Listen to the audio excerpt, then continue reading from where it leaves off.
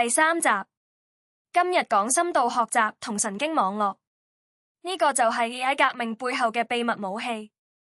神經網絡就係模仿人類大腦設計嘅數學模型。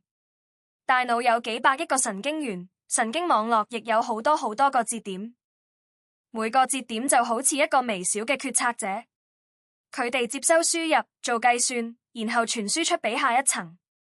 層數越多，模型越深，就叫做深度學習。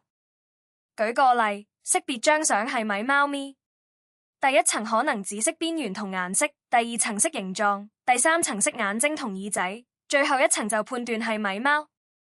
深度學習改變咗成個世界。2012年，AlexNet 用深度學習贏咗圖像辨識比賽，由嗰日開始 ，AI 進入咗新時代。而家嘅 AI 包括 ChatGPT、Siri、自動駕駛，全部都用緊深度學習。佢已經係我哋生活嘅一部分。下集我哋講監督學習，點樣教 AI 做嘢。記住訂閱、